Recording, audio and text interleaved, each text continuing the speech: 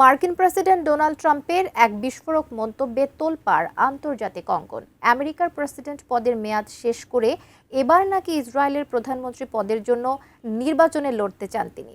এমনকি বেনিয়ামিন নেতানিয়াহুকে নিয়েও ট্রাম্পের মন্তব্য নতুন বিতর্কের জন্ম দিয়েছে। বিস্তারিত জানাচ্ছেন ত্রিবেণী তনু।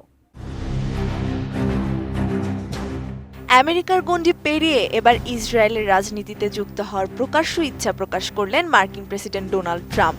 ২০ মে কানেকটিকাটের কোস্টগার্ড একাডেমির গ্র্যাজুয়েশন অনুষ্ঠান যোগ দেওয়ার আগে সাংবাদিকদের মুখোমুখি হয়ে তিনি জানান, সব ঠিক থাকলে ইসরায়েলের পরবর্তী প্রধানমন্ত্রী হওয়ার জন্য নির্বাচনে লড়তে পারেন তিনি। আন্তর্জাতিক সংবাদ মাধ্যম ইউএসএ টুডে এই খবর নিশ্চিত করেছে।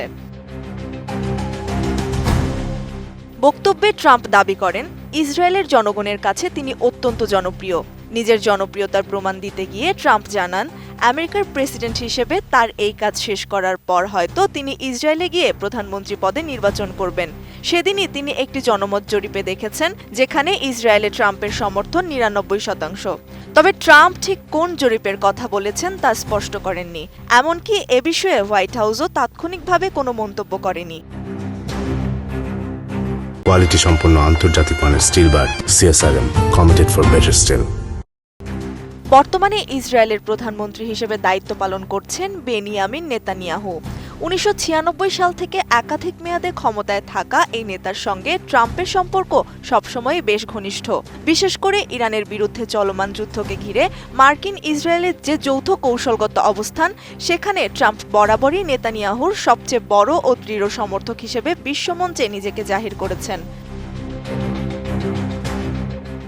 ইরান যুদ্ধের বর্তমান পরিস্থিতি নিয়ে নেতানিয়াহুর সঙ্গে কোনো আলোচনা হয়েছে কিনা সাংবাদিকদের এমন প্রশ্নের জবাবে মার্কিন প্রেসিডেন্ট বেশ আত্মবিশ্বাসী কণ্ঠে বলেন, নেতানিয়াহু ভালো আছেন, তিনি খুবই ভালো মানুষ, ট্রাম্প যা চান তিনি ঠিক তাই করবেন।